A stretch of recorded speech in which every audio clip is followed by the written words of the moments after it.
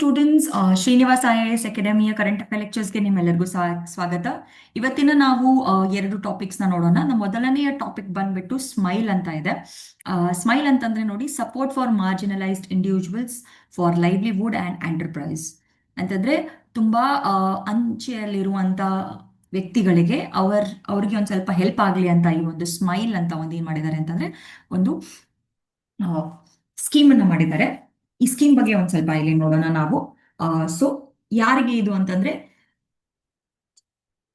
ಜೀವನೋಪಾಯ ಮತ್ತು ಉದ್ಯೋಗಕ್ಕಾಗಿ ಅಂಚಿನಲ್ಲಿರುವ ವ್ಯಕ್ತಿಗಳಿಗೆ ಈ ಒಂದು ಸ್ಮೈಲ್ ಎಂಬ ಸಾಮಾಜಿಕ ನ್ಯಾಯ ಕೊಡಿಸಲು ಒಂದು ಏನ್ ಮಾಡಿದೆ ಅಂತಂದ್ರೆ ಈ ಒಂದು ಸ್ಮೈಲ್ ಅಂತ ಸ್ಕೀಮ್ ಅನ್ನ ಅವರು ಸ್ಟಾರ್ಟ್ ಮಾಡಿದ್ದಾರೆ.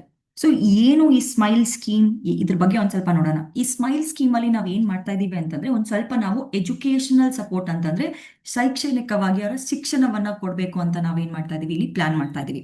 Scholarship from class 9th to post graduation for transgender ಅಂತಂದ್ರೆ ತರಗತಿ 9ರಿಂದ ಅವರಿಗೆ ಯಾವುದೇ ಪೋಸ್ಟ್ ಗ್ರಾಜುಯೇಷನ್ ಸೂಕ್ತ ಮಟ್ಟ ಅಥವಾ ಯಾವ್ದಾದ್ರು ಒಂದು ಹೈಯರ್ ಎಜುಕೇಶನ್ಗೆ ಹೋಗ್ಬೇಕು ಅನ್ನೋಂಥವ್ರಿಗೆ ನಾವ್ ಏನ್ ಮಾಡ್ತಾ ಇದ್ವಿ, ಟ್ರಾನ್ಸ್ಜೆಂಡರ್ ಅಂತ ಹೇಳ್ತೀವಿ. ಅಂತ ವಿದ್ಯಾರ್ಥಿಗಳಿಗೆ ನಾವ್ ಏನ್ ಮಾಡ್ತಾ ಇದೀವಿ ಅಂತಂದ್ರೆ ಒಂದ್ ಸ್ವಲ್ಪ ಸ್ಕಾಲರ್ಶಿಪ್ ಅನ್ನ ಕೊಡ್ತಾ ಇದೀವಿ. ಯಾಕೆ ಅಂತಂದ್ರೆ ಏನಾಗುತ್ತೆ ನೋಡಿ, 10th ಸ್ಟ್ಯಾಂಡರ್ಡ್ ಅಥವಾ ನೀವು SSLC ಮುಗಿದ ಮೇಲೆ ನಿಮಗೆ ಮುಂದೆ ಓದೋಕೆ ನಿಮ್ಮ ಹತ್ರ ದುಡ್ಡು ಇಲ್ಲ, ಮತ್ತೆ ನೀವು ಟ್ರಾನ್ಸ್ಜೆಂಡರ್ ಅಂತಂದ್ರೆ ನಿಮ್ಗೆ ಗೊತ್ತಿದೆ, ಅವರು ಹೆಣ್ಣು ಅಂತಾನೂ ಅಲ್ಲ ಅಥವಾ ಗಂಡು ಅಂತಾನೂ ಅಲ್ಲ. ನಾವು ಎಕ್ಸಾಂಪಲ್ ಹೇಳ್ಬೇಕು ಅಂದ್ರೆ ಮಂಗಳಮುಖಿಗಳನ್ನ ನೀವು ನೋಡಿರಬಹುದು. ಇಂಥವ್ರಿಗೆ ನಾವು ಟ್ರಾನ್ಸ್ಜೆಂಡರ್ ಅಂತ ಹೇಳ್ತೀವಿ ಈಗ. ಅಥವಾ LGBTQ ಕಮ್ಯುನಿಟಿ ಅಂತ ಕೂಡ ಹೇಳ್ತೀವಿ, ಅಥವಾ ಪ್ಲಸ್ ಪ್ಲಸ್ ಕೂಡ ಇದೆ ಇಲ್ಲಿ. ಸೊ ಇಂಥ ಜನರಿಗೆ ಟ್ರಾನ್ಸ್ಜೆಂಡರ್ ಅಂತ ಹೇಳ್ತೀವಿ. ಇಂಥ ಜನರಿಗೆ ಅವ್ರಿಗೆ 10th ಸ್ಟ್ಯಾಂಡರ್ಡ್ ಆದ್ಮೇಲೆ ಮುಂದೆ ಓದೋಕೆ ಅವ್ರಿಗೆ ಅವಕಾಶಗಳು ಇಲ್ಲದೆ ಇರ್ಬೋದು, ಅಥವಾ ಅವ್ರ ಹತ್ರ ದುಡ್ಡು ಇಲ್ಲದೆ ಇರ್ಬೋದು. ಅಂಥವ್ರಿಗೆ ನಾವು ಏನ್ ಮಾಡ್ತಾ ಇದೀವಿ ಅಂತಂದ್ರೆ ಒಂದ್ ಸ್ವಲ್ಪ ಅವರಿಗೆ ಎಜುಕೇಶನಲ್ ಸಪೋರ್ಟ್ ಅನ್ನ ಇಲ್ಲಿ ಕೊಡ್ಬೇಕು ಅಂತ ಅನ್ಕೊಳ್ತಾ ಇದೀವಿ. ಅದ್ರ ಜೊತೆಗೆ ನೋಡಿ, ಸ್ಕಿಲ್ ಅಂಡ್ ಲೈವ್ಲಿಹುಡ್ ಡೆವಲಪ್ಮೆಂಟ್ ಅಂತಂದ್ರೆ ನಾವ್ ಏನ್ ಮಾಡ್ತಾ ಇದೀವಿ ಅಂತಂದ್ರೆ PM ದಕ್ಷ್ ಅನ್ನೋ ಒಂದು ಯೋಜನೆಯನ್ನ ಮಾಡಿದೀವಿ. ಈ ಯೋಜನೆಯಲ್ಲಿ ನಾವು ಅವ್ರಿಗೆ ಕೌಶಲ್ಯಾಭಿವೃದ್ಧಿ ಅಂತಂದ್ರೆ ಸ್ಕಿಲ್ ಡೆವಲಪ್ಮೆಂಟ್. ಯಾಕೆ ಅಂತಂದ್ರೆ ನೋಡಿ, ಸ್ಕಿಲ್ಸ್ ಬೇಕಾಗತ್ತೆ ನಿಮ್ಗೆ. ಕಂಪ್ಯೂಟರ್ ಸ್ಕಿಲ್ಸ್ ಆಯ್ತು ಅಥವಾ ಕಮ್ಯುನಿಕೇಶನ್ ಸ್ಕಿಲ್ಸ್ ಆಯ್ತು, ಈ ತರ ನೀವು ಕೌಶಲ್ಯಗಳನ್ನ ಏನ್ ಮಾಡ್ತಾ ಇದೀವಿ ಅಂತಂದ್ರೆ ಅವ್ರಿಗೆ ಒಂದ್ ಸ್ವಲ್ಪ ಅಭಿವೃದ್ಧಿ ಆಗುವ ಹಾಗೆ ಕೌಶಲ್ಯ ಅಭಿವೃದ್ಧಿ ತರಬೇತಿಯನ್ನ ಅವ್ರಿಗೆ ನಾವು ನೀಡ್ತಾ ಇದೀವಿ. ಯಾಕೆ ಅಂತಂದ್ರೆ ಅವ್ರಿಗೆ ಉದ್ಯೋಗ ಅವಕಾಶವನ್ನ ಸಿಗ್ಲಿ ಅಥವಾ ಅವರು ಸ್ವಾವಲಂಬನೆಯನ್ನ ಹೆಚ್ಚಿಸ್ಕೊಳ್ಳಿ ಅನ್ನೋ ಒಂದು ನಿಟ್ಟಿನಲ್ಲಿ ನಾವು ಏನ್ ಮಾಡ್ತಾ ಇದೀವಿ, PM ದಕ್ಷ ಅನ್ನೋ ಒಂದು ಸ್ಕೀಮ್ ಅನ್ನ ಕೂಡ ಇಲ್ಲಿ ಅಥವಾ ಯೋಜನೆಯನ್ನು ಕೂಡ ನಾವಿಲ್ಲಿ ಮಾಡಿದ್ದೇವೆ. So basically to help the transgenders, what we are trying to do here is we are trying to give them some kind of support. The first kind of support that we are trying to give is the educational support, that is from class 9 to post graduation. We are giving them some kind of scholarship. Apart from that, we are also trying to do a little bit of skill enhancement and self resilience under the PM daksh program. ಅದರ ಜೊತೆಗೆ ನಾವು also ಅವ್ರಿಗೆ ಏನ್ ಮಾಡ್ತಾ ಇದೀವಿ ಅಂತಂದ್ರೆ ಒಂದ್ ಸ್ವಲ್ಪ ಮೆಡಿಕಲ್ ಅಸಿಸ್ಟೆನ್ಸ್. ಇದಕ್ಕೆ ನಾವು PM ಜೈ ಅಂತ ಒಂದು ಪ್ರೋಗ್ರಾಮ್ ಇದೆ. ಇದರಲ್ಲಿ ನಾವು ಅವ್ರಿಗೆ ಏನ್ ಮಾಡ್ತಾ ಇದೀವಿ ಅಂತಂದ್ರೆ ಈ ಯೋಜನೆಯಲ್ಲಿ ನಾವು ಆರೋಗ್ಯದ ಬಗ್ಗೆ ಒಂದ್ ಸ್ವಲ್ಪ ಅವ್ರಿಗೆ ಸಪೋರ್ಟ್ ಅನ್ನ ಕೊಡ್ತಾ ಇದೀವಿ. ಅಥವಾ ಅವರಿಗೆ ಜೆಂಡರ್ ರಿಅಫರ್ಮೇಷನ್ ಸರ್ಜರಿ ಅಂತಂದ್ರೆ ಅವರು ಏನ್ ಮಾಡ್ತಾರೆ ಅಂತಂದ್ರೆ ಅವರು ಸರ್ಜರಿಯನ್ನ ಶಸ್ತ್ರಚಿಕಿತ್ಸೆಯನ್ನ ಕೂಡ ಪಡಿಬಹುದು. ಯಾವ ತರ ಶಸ್ತ್ರಚಿಕಿತ್ಸೆ ಅಂತಂದ್ರೆ ಲಿಂಗ ಮರುಸ್ಥಾಪನೆ ಅಂತಂದ್ರೆ ಇವಾಗ ಕೆಲವೊಬ್ರು ಹೇಗಿರ್ತಾರೆ ಅಂತಂದ್ರೆ ಅವರು ಟ್ರಾನ್ಸ್ಜೆಂಡರ್ ಆಗಿದ್ರೆ ಅವ್ರಿಗೆ ಸಾರಿ ಟ್ರಾನ್ಸ್ಜೆಂಡರ್ ಆಗಿದ್ರೆ ಅವ್ರಿಗೆ ಏನ್ ಮಾಡ್ಬೇಕು ಅಂತ ಅನ್ಸತ್ತೆ, ಕೆಲವೊಬ್ರು ಲಿಂಗ ಮರು ಸ್ಥಾಪನೆ ಅಂತ ಹೇಳ್ತೀವಿ, ಆ ತರ ಚಿಕಿತ್ಸೆಯನ್ನ ಕೂಡ ಅವರು ತಗೋಬೇಕು ಅಂತಂದ್ರೆ ಅಂತವ್ರಿಗೂ ಕೂಡ ನಾವು ಏನ್ ಮಾಡ್ತಾ ಇದೀವಿ ಅಂತಂದ್ರೆ ಒಂದ್ ಸ್ವಲ್ಪ ಸಪೋರ್ಟ್ ಅನ್ನ ಕೊಡ್ತಾ ಇದೀವಿ, ಅಸಿಸ್ಟೆನ್ಸ್ ನ ಕೊಡ್ತಾ ಇದೀವಿ. ಇದನ್ನ ಕೊಡೋಕೆ ನಮ್ಗೆ ಯಾವ ಯೋಜನೆ ಇದೆ, ಅದಕ್ಕೆ ನಾವು PM ಜೈ ಅನ್ನೋ ಒಂದು ಯೋಜನೆಯನ್ನ ಕೂಡ ಇಲ್ಲಿ ಮಾಡಿದ್ದೇವೆ. So what we are trying to do is we are trying to give them medical assistance if they want to, reaffirm their surgeries in the offices or something like that. So what we are trying to do here is what we are trying to do is we are trying to give them some kind of support, right? Apart from this, Gramina Grey. Okay, Gramina Grey ಅಂತ ನಾವು ಏನ್ ಮಾಡ್ತಾ ಇದೀವಿ, provides transgender person with ಅಂತಂದ್ರೆ ಈಗ ನಾವು ಏನ್ ಮಾಡ್ತಾ ಇದೀವಿ ಅಂತಂದ್ರೆ ಗ್ರಾಮೀಣ ಗೃಹ ಅಂತ ನಾವು ಕೂಡ ಮಾಡಿದೀವಿ. ಇದರ ಮೂಲಕ ನಾವು ಕೆಳಗಿನ ಸೇವೆಗಳನ್ನ ಒದಗಿಸಿ ಕೊಡ್ತಾ ಇದ್ದೇವೆ. ಯಾರಿಗೆ? ಟ್ರಾನ್ಸ್ಜೆಂಡರ್ ಅವ್ರಿಗೆ. ಏನು ಸೇವೆಗಳು ಅಂತಂದ್ರೆ ಅವರಿಗೆ ಆಹಾರವನ್ನ ಕೊಡೋದು, ಅವರಿಗೆ ಬಟ್ಟೆಯನ್ನ ಕೊಡೋದು, ಅವರಿಗೆ ವೈದ್ಯಕೀಯ ನೆರವನ್ನ ಕೊಡೋದು, ಹಾಗೆ ಅವರಿಗೆ ಕೌಶಲ್ಯ ಅಭಿವೃದ್ಧಿ ಅಥವಾ ಕೌಶಲ್ಯ ತರಬೇತಿ ಅಂದ್ರೆ ಸ್ಕಿಲ್ ಡೆವಲಪ್ಮೆಂಟ್ ಅಂತ ಹೇಳ್ತೀವಿ, ಅದನ್ನ ಕೊಡ್ಬೋದು. ಹಾಗಷ್ಟೇ ಅಲ್ಲದೆ ಮನೋರಂಜನೆಗೆ ಸೌಲಭ್ಯಗಳನ್ನು ಕೂಡ ನಾವು ಏನ್ ಮಾಡ್ಕೊಡ್ತಾ ಇದೀವಿ, ಅವರಿಗೆ ವ್ಯವಸ್ಥೆಗಳನ್ನ ನಾವು ಮಾಡ್ಕೊಡ್ತಾ ಇದೀವಿ. ಇದನ್ನ ನಾವು ಯಾವ ಯೋಜನೆಯ ಕೆಳಗೆ ಮಾಡ್ಕೊಡ್ತಾ ಇದೀವಿ ಅಂದ್ರೆ ಸಾರಿ, ಗರಿಮಾ ಗೃಹ, ನಾಟ್ ಗ್ರಾಮೀಣ, ಗರಿಮಾ ಗೃಹ ಅಂತ ಇದೆ. ಗರಿಮಾ ಅಂತಂದ್ರೆ ಅವ್ರಿಗೆ ಒಂದು ಸ್ವಲ್ಪ ಗೌರವವನ್ನ ನಾವು ಕೊಡಬೇಕು ಅನ್ನೋ ಮೂಲಕದಲ್ಲಿ ಈ ಎಲ್ಲವನ್ನ ನಮಗೆ ಅವ್ರಿಗೆ ಒದಗಿಸಿಕೊಡ್ತಾ ಇದೀವಿ. So Garima Griha is something that we are providing to this transgender, under which we will be providing them food, clothing, medical support, skill development, also recreational facilities, right. Apart from this ಅವರಿಗೆ ಒಂದ್ ಸ್ವಲ್ಪ ನೋಡಿ ಲೀಗಲ್ ಅಂತಂದ್ರೆ ನ್ಯಾಯ ಅಥವಾ ನ್ಯಾಯದ ಒಂದು protection ಅಂತ ಹೇಳ್ಬೋದು. ಈ ಪ್ರತಿ ಒಂದು ರಾಜ್ಯದಲ್ಲಿ ನಾವು ಏನ್ ಮಾಡ್ತಾ ಇದೀವಿ ಅಂತಂದ್ರೆ ಟ್ರಾನ್ಸ್ಜೆಂಡರ್ ರಕ್ಷಣಾ ಸೆಲ್ ಅಥವಾ ಅಂತಂದ್ರೆ ಟ್ರಾನ್ಸ್ಜೆಂಡರ್ ಪ್ರೊಟೆಕ್ಷನ್ ಸೆಲ್ ಕೂಡ ನಾವು ಮಾಡಿದೀವಿ. ಅವರ ವಿರುದ್ಧ ಆಗ್ತಾ ಇರುವಂತ ಅಪರಾಧಿಗಳನ್ನ ಅಥವಾ ಅಪರಾಧಗಳನ್ನ ನಾವು ಏನ್ ಮಾಡ್ತಾ ಇದೀವಿ ಅಂತಂದ್ರೆ ದಾಖಲಿಸುವುದು, ಅವನ ತನಿಖೆ ಮಾಡುವುದು, ಹಾಗೆ ಅಷ್ಟೇ ಅಲ್ಲದೆ ಅವರಿಗೆ ಕಾನೂನು ಕ್ರಮವನ್ನ ಕೈಗೊಳ್ಳಲು ಕೂಡ ನಾವು ಏನ್ ಮಾಡ್ತಾ ಇದೀವಿ, ಖಚಿತವನ್ನ ಪಡಿಸ್ತಾ ಇದೀವಿ. ಇವಾಗ ಏನಾಗುತ್ತೆ ಅಂದ್ರೆ ತುಂಬಾ ಜನರಿಗೆ ತುಂಬಾ ಜನ ಏನ್ ಮಾಡ್ತಾರೆ ಅಂತ, ತುಂಬಾ ಜನ ಮಂಗಳಮುಖಿಯರಿಗೆ ಅಥವಾ ಅವ್ರಿಗೆ ತುಂಬಾ ಇನ್ಸಲ್ಟ್ ಮಾಡೋದಾಯ್ತು ಅಥವಾ ಅವರನ್ನ ಕೀಳವಾಗಿ ನೋಡೋದಾಯ್ತು, ಇದನ್ನೆಲ್ಲವನ್ನ ನಾವು ನೋಡಿದ್ದೀವಿ, ಮಾಡ್ತಾ ಇರ್ತಾರೆ ಜನರು. ಅಂತ ಅಂಥದ್ದು ಆಗ್ಬಾರ್ದು ಅವರ ಜೊತೆಗೆ ಅಂತ ನಾವ್ ಏನ್ ಮಾಡಿದೀವಿ ಅಂತಂದ್ರೆ ಇಲ್ಲಿ ಟ್ರಾನ್ಸ್ಜೆಂಡರ್ ಪ್ರೊಟೆಕ್ಷನ್ ಸೆಲ್ ಅಂತ ನಾವು ಮಾಡಿದ್ವಿ. ಇದ್ರ ಕೆಳಗಡೆ ಏನಾಗುತ್ತೆ ಅಂತಂದ್ರೆ ಅವರಿಗೆ ಆಗ್ತಾ ಇರುವಂತ ಅಪರಾಧಿಗಳನ್ನ ಅಥವಾ ಅಪರಾಧಗಳನ್ನ ನಾವ್ ಏನ್ ಮಾಡ್ತಾ ಇದೀವಿ, ದಾಖಲಿಸ್ತಾ ಇದ್ದೀವಿ, ತನಿಖೆ ಮತ್ತು ಕಾನೂನು ಕ್ರಮ ಕೈಗೊಳ್ತಾ ಇದ್ದೀವಿ. ಓಕೆ, ಇದನ್ನ ನಾವು ಖಚಿತಪಡಿಸ್ತಾ ಇದ್ದೀವಿ. ಓಕೆ, ಅದಷ್ಟೇ ಅಲ್ಲದೆ ನೋಡಿ ಇನ್ಫಾರ್ಮೇಶನ್ ಅಂಡ್ accessibility, ಇಲ್ಲಿ ಏನ್ ಮಾಡಿದೀವಿ ಅಂತಂದ್ರೆ ರಾಷ್ಟ್ರೀಯ ಪೋರ್ಟಲ್ ಕೂಡವನ್ನ ನಾವು ಮಾಡಿದೀವಿ, ಮತ್ತೆ ಸಹಾಯವಾಣಿಯ ಮೂಲಕ ಕೂಡ ನಾವ್ ಏನ್ ಮಾಡ್ತಾ ಇದೀವಿ ಅಂದ್ರೆ ಮಾಹಿತಿಯನ್ನ ಪಡಿತಾ ಇದ್ದೀವಿ ಅವರ ಬಗ್ಗೆ. ಆಗ ಅವರಿಗೆ ಒಂದ್ ಸ್ವಲ್ಪ ಮಾರ್ಗದರ್ಶನವನ್ನ ಕೊಡ್ತಾ ಇದೀವಿ, ಅವರ ದೂರವನ್ನ ನಿರ್ವಹಣೆ ಸೇವೆಗಳನ್ನ ಕೂಡ ನಾವು ಇಲ್ಲಿ ಒದಗಿಸಿ ಕೊಡ್ತಾ ಇದೀವಿ. So there is a national portal and help line that we are providing them. So from that we will also get the information whether they are having any problem. We will also give them some kind of guidance, and we will also make sure that the grievance addressal services are also done, right. So ಇದರ ಒಂದು ಉಪಯೋಗ ಅಥವಾ ಮಹತ್ವ ಏನು ಅಂತ ನೋಡಿ, significance ಏನಾಗುತ್ತೆ, ನಮ್ಮ ಸ್ಮೈಲ್ ಸ್ಕೀಮಿನ ಸಿಗ್ನಿಫಿಕೆನ್ಸ್ ಏನಾಗುತ್ತೆ ಅಂತಂದ್ರೆ ಅವರಿಗೆ ಒಂದ್ ಸ್ವಲ್ಪ ಗೌರವ ಮತ್ತೆ ಸಾಮಾಜಿಕ ಒಳಗುವಿಕೆ ಅಂತ ಒಳಗೊಂಡುವಿಕೆ ಏನಾಗುತ್ತೆ ಹೆಚ್ಚಿಸುತ್ತೆ. ಅಂತಂದ್ರೆ ನಾವು ಸೋಷಿಯಲ್ ಇನ್ಕ್ಲೂಷನ್ ಅಂತ ನಾನು ಏನ್ ಹೇಳ್ತೀವಿ ಅದು. ಆಮೇಲೆ ಗೌರವ ಏನಾಗುತ್ತೆ ಒಂದ್ ಸ್ವಲ್ಪ ಅವರಿಗೆ ಹೆಚ್ಚುತ್ತದೆ. ಯಾಕೆಂದ್ರೆ ನಾವ್ ಏನ್ ಮಾಡ್ತಾ ಇದೀವಿ, ಅವ್ರಿಗೆ ಸ್ಕಿಲ್ಸ್ ನ ಕೊಡ್ತಾ ಇದೀವಿ, ಅವ್ರಿಗೆ ಒಂದು ಉದ್ಯೋಗ ಅವಕಾಶವನ್ನ ಕೊಡ್ತಾ ಇದೀವಿ, ಅವ್ರಿಗೆ ಒಂದು ತಲೆ ಎತ್ತಿ ಅವರು ಬದುಕೋಕೆ ಒಂದು ಪ್ಲಾಟ್ಫಾರ್ಮ್ ನ ನಾವು ಕೊಡ್ತಾ ಇದೀವಿ. ಇದು ನಮಗ್ ಮಾಡ್ಬೇಕಾಗಿರುವಂತ ಕೆಲಸ. ಸೊ ಈ ತರ ಮಾಡೋದ್ರಿಂದ ಅವ್ರಿಗೆ ಒಂದ್ ಸ್ವಲ್ಪ ಏನಾಗುತ್ತೆ ಗೌರವ, ಮತ್ತೆ ಅವ್ರಿಗೆ ಒಂದ್ ಸ್ವಲ್ಪ ಸಮಾಜದಲ್ಲಿ ಅವರು ಒಂದು ಪಾರ್ಟ್ ಅಂತ ಅವ್ರಿಗೆ ಅನ್ಸಕ್ಕೆ ಸ್ಟಾರ್ಟ್ ಆಗುತ್ತೆ. ಇದಷ್ಟೇ ಅಲ್ಲದೆ ನೋಡಿ, ಯೂಶ್ವಲಿ ಏನಾಗುತ್ತೆ ಅಂತಂದ್ರೆ ಇಂಥ ಜನರು ಅವ್ರು ಡಿಗ್ರಿ ಮಾಡ್ಕೊಂಡಿದ್ರು, ಅವ್ರಿಗೆ ಕೆಲಸ ಸಿಗದೆ ಇರುವ ಕಾರಣ ಅವ್ರು ಏನ್ ಮಾಡ್ತಾ ಇದ್ರು, ಭಿಕ್ಷೆಯನ್ನ ಬಿಡ್ತಾ ಇದ್ರು. ಇವಾಗ ಏನಾಗತ್ತಪ್ಪ ಅಂತಂದ್ರೆ ಈ ಒಂದು ಏನು ಅವರಿಗೆ ಇವಾಗ ನೀವು ಅವ್ರಿಗೆ ಉದ್ಯೋಗ ಅವಕಾಶವನ್ನ ಕೊಟ್ರೆ ಅಥವಾ ತರಬೇತಿಯನ್ನ ಕೊಟ್ರೆ, ಕೌಶಲ್ಯ ತರಬೇತಿಯನ್ನ ಕೊಟ್ರೆ, ಅವರು ಅವರ ಸ್ವಂತ ಕಾಲಿನ ಮೇಲೆ ನಿಂತ್ಕೊಂಡು ಅವರು ಉದ್ಯೋಗವನ್ನ ಮಾಡ್ತಾ ಇದ್ರೆ ಭಿಕ್ಷೆಯನ್ನ ಬೇಡೋದು ಏನಾಗುತ್ತೆ ಅಥವಾ ಆ ರೀತಿಯ ಅವಲಂಬನೆ ಏನಾಗುತ್ತೆ ಕಡಿಮೆ ಆಗ್ತಾ ಹೋಗುತ್ತೆ. ಅದ್ರ ಜೊತೆಗೆ ಅವ್ರಿಗೆ ನಾವ್ ಏನ್ ಮಾಡ್ತಾ ಇದೀವಿ, ಆರ್ಥಿಕ ಸ್ವಾವಲಂಬನೆಯನ್ನ ಮಾಡ್ಕೊಡ್ತಾ ಇದ್ವಿ, ವೃದ್ಧಿಯನ್ನ ಮಾಡ್ಕೊಡ್ತಾ ಇದೀವಿ ಅಂತ ಕೂಡ ನಾವಿಲ್ಲಿ ಹೇಳ್ಬೋದು. ಕಾನೂನು ರಕ್ಷಣೆಯನ್ನ ಕೂಡ ನಾವು ಅವ್ರಿಗೆ ಕೊಡ್ತಾ ಇದೀವಿ. ಅದರ ಜೊತೆಗೆ ಆರೋಗ್ಯ ಸೇವೆಗಳು ಕೂಡ ಏನಾಗ್ತಾ ಇದೆ, ಲಭ್ಯವಾಗ್ತಾ ಇದೆ. ಸೊ ಈ ತರ ಆಗೋದ್ರಿಂದ ಓವರ್ ಆಲ್ ಅಂತಂದ್ರೆ ಒಬ್ಬ ಮನುಷ್ಯನಿಗೆ ಹೇಗೆ ಗೌರವಯುತ ಜೀವನವನ್ನ ನಡೆಸೋಕೆ ನಾವು ಅವ್ರಿಗೆ ಏನ್ ಮಾಡ್ತಾ ಇದೀವಿ, ಬೆಂಬಲವನ್ನ ಕೊಡ್ತಾ ಇದೀವಿ. ಓಕೆ, ಸೊ ಇವಾಗಿನ ಎರಡನೇ ಟಾಪಿಕ್ ನೋಡಿ, ನಾವು ಇದೇ ತಿಂಗಳಲ್ಲಿ ನಾವು ಒಂದು ಟಾಪಿಕ್ ನ ಮಾಡಿದ್ವಿ, ಈ ವಿತಾರ ಅಂತ ಒಂದು ಟಾಪಿಕ್ ನ ಮಾಡ್ತಾ ಇದ್ವಿ. ಇವಾಗ ನೋಡಿ ನೀತಿ ಆಯೋಗದವರು ಒಂದು ಏನ್ ಮಾಡಿದ್ದಾರೆ ಅಂತಂದ್ರೆ ಅವರು ಒಂದು ಲಾಂಚ್ ಮಾಡಿದ್ದಾರೆ. ಏನಂತಂದ್ರೆ ಅದಕ್ಕೆ ಇಂಡಿಯನ್ ಎಲೆಕ್ಟ್ರಿಕಲ್ ಮೊಬಿಲಿಟಿ ಇಂಡೆಕ್ಸ್ ಅಂತ ಹೇಳ್ತೀವಿ ನೋಡಿ.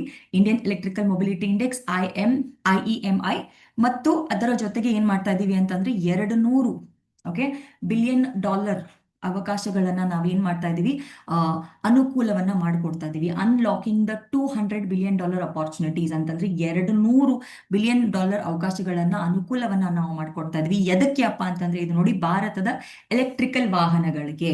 ಎಲೆಕ್ಟ್ರಿಕಲ್ ವಾಹನಗಳು ನೋಡಿ ಈಗ ತುಂಬಾ ಇಂಪಾರ್ಟೆಂಟ್ ಆಗಿದೆ. ಯಾಕೆ ಅಂತಂದ್ರೆ ನಾವು ಫಾಸಿಲ್ ಫ್ಯೂಲ್ಸ್ ಅಂತಂದ್ರೆ ನಾವು ಪೆಟ್ರೋಲ್ ಮತ್ತೆ ಡೀಸೆಲ್ ಮೇಲೆ ತುಂಬಾ ಅವಲಂಬನೆಯನ್ನ ಹೊಂದೋಕೆ ಆಗಲ್ಲ. ಇವಾಗ ನಾವ್ ಏನ್ ಮಾಡ್ಬೇಕಪ್ಪ ಅಂತಂದ್ರೆ ನಾವು ಎಲೆಕ್ಟ್ರಿಸಿಟಿ ಮೇಲೆ ಅಂತಂದ್ರೆ ಎಲೆಕ್ಟ್ರಿಸಿಟಿ ಮೇಲೆ ನಾವು ಏನ್ ಮಾಡ್ಬೇಕು ಅಂತಂದ್ರೆ ವೆಹಿಕಲ್ಸ್ ಅಥವಾ ಆಟೋಮೊಬೈಲ್ಸ್ ಅಥವಾ ನಮ್ಮ ವಾಹನಗಳನ್ನ ನಾವು ಓಡಿಸ್ಬೇಕಾಗಿದೆ. ನೀವು ನೋಡ್ತಾ ಇರ್ಬೋದು ಇವಾಗ ಕಾರ್ಗಳಾಯ್ತು, ಇವಾಗ ನಿಮ್ಮ ಸ್ಕೂಟರ್ಗಳಾಯ್ತು ಅಥವಾ ನಿಮ್ಮ ಬೈಕ್ಗಳಾಯ್ತು, ಏನಾಗ್ತಾ ಇದೆ ಅಂತಂದ್ರೆ ಇವಾಗ ಎಲೆಕ್ಟ್ರಿಸಿಟಿ ಮೇಲೆ ಓಡ್ತಾ ಇರುವಂತ ಬೈಕ್ಗಳನ್ನ ನೀವು ನೋಡ್ತಾ ಇದ್ದೀರಾ. ಕಾರ್ಗಳು ಕೂಡ ಇವಾಗ ಹೈಬ್ರಿಡ್ ಮಾಡೆಲ್ ಬಂದಿದೆ, ಅಂದ್ರೆ ನೀವು ಪೆಟ್ರೋಲ್ ಕೂಡ ಹಾಕ್ಬಹುದು ಮತ್ತೆ ಎಲೆಕ್ಟ್ರಿಸಿಟಿ ಕೂಡ ಯೂಸ್ ಮಾಡಬಹುದು. So in a long run ಅಥವಾ ನೀವು ಮುಂದೆ ಭವಿಷ್ಯದಲ್ಲಿ ನೋಡ್ಬೇಕು ಅಂತಂದ್ರೆ ಏನಾಗುತ್ತೆ ಅಂದ್ರೆ ತುಂಬಾ ಜನ ಅಥವಾ ಕರ್ನಾಟಕ ರಾಜ್ಯ ಆಯ್ತು ಅಥವಾ ನಮ್ಮ ದೇಶ ಆಯ್ತು ಏನ್ ಮಾಡ್ತಾ ಇದೆ ಅಂತಂದ್ರೆ ಎಲೆಕ್ಟ್ರಿಸಿಟಿ ಬೇಸ್ಡ್ ವೆಹಿಕಲ್ ಅಥವಾ ಎಲೆಕ್ಟ್ರಿಕಲ್ ವೆಹಿಕಲ್ಸ್ ಅನ್ನ ನಾವು ತುಂಬಾ ಅಡಾಪ್ಟ್ ಮಾಡ್ಕೊಳ್ತಾ ಇದೀವಿ, ಅದನ್ನ ನಾವು ತುಂಬಾ ಉಪಯೋಗಿಸ್ತಾ ಇದೀವಿ. ಓಕೆ, ಸೊ ನೀತಿ ಆಯೋಗದವರು ಏನ್ ಮಾಡಿದ್ದಾರೆ, ಇಂಡಿಯಾ ಎಲೆಕ್ಟ್ರಿಕಲ್ ಮೊಬಿಲಿಟಿ ಇಂಡೆಕ್ಸ್ ನ ತೆಗೆದಿದ್ದಾರೆ. ಅದ್ರ ಜೊತೆಗೆ $200 ಮಿಲಿಯನ್ ಅವಕಾಶವನ್ನ ಕೂಡ ಅನುಕೂಲ ಮಾಡ್ಕೊಡ್ತಾ ಇದ್ದಾರೆ. ಸೊ ಎಲೆಕ್ಟ್ರಿಕಲ್ ಮೊಬಿಲಿಟಿ ಅಂದ್ರೆ ಏನು ನೋಡಿ, ನ್ಯಾಷನಲ್ ಲೆವೆಲ್ ಇಂಡೆಕ್ಸ್ ಅಂತಂದ್ರೆ ಇದೇನಾಗುತ್ತೆ, ಆ, ರಾಜ್ಯಗಳ ಮತ್ತು ಕೇಂದ್ರದ ಪ್ರದೇಶದಲ್ಲಿ ಆಗ್ತಾ ಇರುವಂತದ್ದು ತಮ್ಮ ವಿದ್ಯುತ್ ವಾಹನದ ಗುರಿಯನ್ನ ಹೇಗೆ ಅವರದ್ದು ಸಾಧಿಸುತ್ತಾರೆ ಅಂತ ಅವರು ಏನ್ ಮಾಡ್ಬೇಕು ಹೇಳ್ಬೇಕು. ಅದಕ್ಕೆ ನಾವು ಏನಂತ ಹೇಳ್ತೀವಿ, ಇಂಡಿಯನ್ ಎಲೆಕ್ಟ್ರಿಕಲ್ ಮೊಬಿಲಿಟಿ ಇಂಡೆಕ್ಸ್ ಅಂತಂದ್ರೆ ನಮ್ಮ ದೇಶದವರು ಕೂಡ ಅವರು ಹೇಗೆ ಈ ಎಲೆಕ್ಟ್ರಿಕಲ್ ಮೊಬಿಲಿಟಿ ಗುರಿಯನ್ನ ಅವರು ಸಾಧಿಸ್ತಾರೆ, ಹಾಗೆ ನಮ್ಮ ರಾಜ್ಯ ಈಗ ಕರ್ನಾಟಕ ರಾಜ್ಯದವರು ಹೇಗೆ ನಮ್ಮ ಆ, ವಿದ್ಯುತ್ ವಾಹನ ಗುರಿಗಳನ್ನ ನಾವು ಹೇಗೆ ಸಾಧಿಸ್ತೀವಿ ಅನ್ನೋದನ್ನ ನಾವು ಏನ್ ಮಾಡ್ಬೇಕಪ್ಪ ಅಂತಂದ್ರೆ ಒಂದು ಸೂಕ್ತವಾಗಿರುವಂತ ಒಂದು ಡಾಕ್ಯುಮೆಂಟ್ ಅಥವಾ ದಾಖಲೆಯನ್ನ ಪ್ರೊಡ್ಯೂಸ್ ಮಾಡಬೇಕು. ಅದಕ್ಕೆ ನಾವೇನಂತ ಹೇಳ್ತಾ ಇದೀವಿ ಈಗ, ಅದಕ್ಕೆ ನಾವು ಇಂಡಿಯನ್ ಎಲೆಕ್ಟ್ರಿಕಲ್ ಮೊಬಿಲಿಟಿ ಇಂಡೆಕ್ಸ್ ಅಂತ ಹೇಳ್ತಾ ಇದೀವಿ.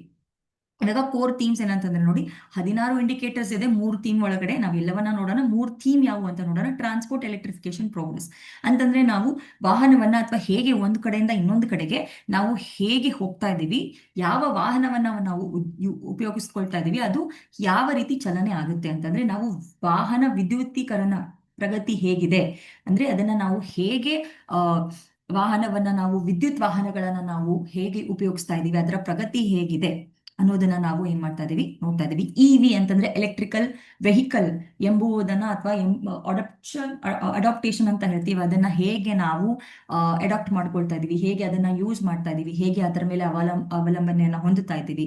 ಅದಷ್ಟೇ ಅಲ್ಲದೆ ಅದರ ಬೇಡಿಕೆಗಳೇನಿವೆ, ಹೇಗೆ ನಾವು ಅದನ್ನ ಗ್ರೋತ್ ಏನಿದೆ, ಡಿಮಾಂಡ್ ಏನಿದೆ, ಅದನ್ನ ನಾವು ಹೇಗೆ ಅದನ್ನ ಉಪಯೋಗಿಸ್ತಾ ಇದೀವಿ ಅಥವಾ ಹೇಗೆ ಅದನ್ನ ಫುಲ್ಫಿಲ್ ಮಾಡ್ತಾ ಇದೀವಿ ಅನ್ನೋದನ್ನ ಕೂಡ ನಾವಿಲ್ಲಿ ಫಸ್ಟ್ ಥೀಮ್ ಆಗುತ್ತೆ.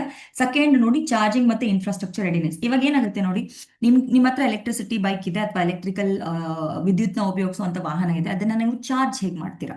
ಅದಕ್ಕೆ ಏನ್ ಬೇಕಾಗತ್ತಪ್ಪ ಅಂತಂದ್ರೆ ಒಂದು ಇನ್ಫ್ರಾಸ್ಟ್ರಕ್ಚರ್ ಬೇಕಾಗುತ್ತೆ. ಯಾಕೆಂತಂದ್ರೆ ಇವಾಗ ನೀವು ಪೆಟ್ರೋಲ್ ಅನ್ನ ಯೂಸ್ ಮಾಡ್ತಾ ಇದ್ರೆ ನಿಮ್ಗೆ ಪೆಟ್ರೋಲ್ ಪಂಪ್ ಸಿಗುತ್ತೆ, ಅಥವಾ ಡೀಸೆಲ್ ಅನ್ನ ಯೂಸ್ ಮಾಡ್ತಾ ಇದ್ರೆ ಆ ಪಂಪ್ ಅಲ್ಲಿ ಹೋಗಿ ನೀವು ಡೀಸೆಲ್ ಹಾಕ್ಬಹುದು ಅಥವಾ ಪೆಟ್ರೋಲ್ ಅನ್ನ ಹಾಕ್ಬಹುದು. ಅದಕ್ಕೆ ನಾವು ಫ್ಯೂಲ್ ಇನ್ಫ್ರಾಸ್ಟ್ರಕ್ಚರ್ ಅಂತ ಹೇಳ್ತೀವಿ. ಹಾಗೆ ನೀವು ಇವಾಗಲೂ ನೋಡಿರಬಹುದು, ಎಲ್ಲಿ ಪೆಟ್ರೋಲ್ ಪಂಪ್ ಇದೆ ಅಲ್ಲೇ ಒಂದು ಚಾರ್ಜಿಂಗ್ ಪಾಯಿಂಟ್ ಕೂಡ ಇದೆ. ಅಲ್ಲಿ ನೀವು ಹೋಗಿ ಏನ್ ಮಾಡ್ಬೋದು ಅಂದ್ರೆ 10-15 ಮಿನಿಟ್ಸ್ ಕೂತ್ಕೊಂಡು ನಿಮ್ಮ ವೆಹಿಕಲ್ ನೀವು ಚಾರ್ಜ್ ಮಾಡ್ಬೋದು.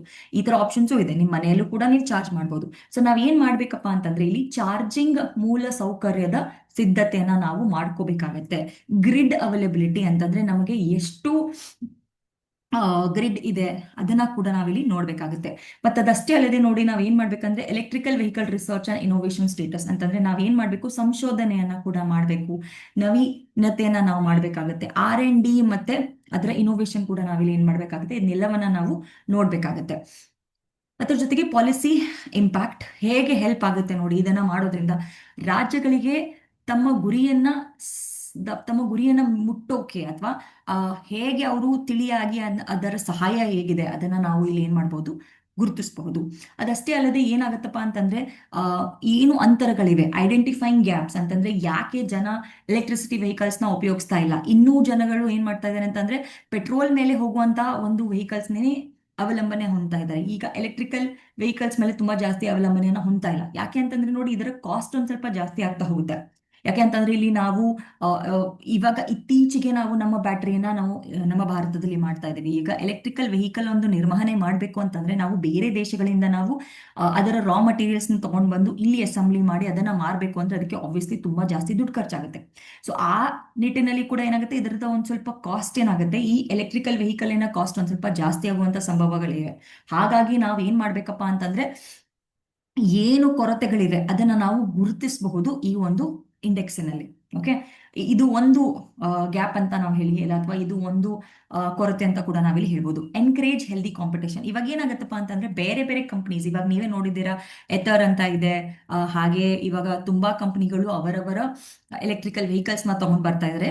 ಈಗಾದ್ರೆ ಏನಾಗತ್ತೆ ಅಂತಂದ್ರೆ ಬೇರೆ ಬೇರೆ ಕಂಪನಿಗಳು ಏನ್ ಮಾಡತ್ತವ ಅಂದ್ರೆ ಅವು ಅವರವರ ಕಾಂಪಿಟೇಷನ್ ಅಂತ ಏನ್ ಹೇಳ್ತೀರಾ, ಅಥವಾ ಸಾಮರ್ಥ್ಯವನ್ನ ಏನಿದೆ, ಆರೋಗ್ಯಕರ ಒಂದು ಸ್ಪರ್ಧಾತ್ಮಕ ಯೋಜನೆ ಅಂತ ನಾವಿಲ್ಲಿ ಹೇಳ್ಬೋದು, ಅದನ್ನ ಕೂಡ ನಾವಿಲ್ಲಿ ಎನ್ಕರೇಜ್ ಮಾಡ್ತಾ ಇದ್ದೀವಿ.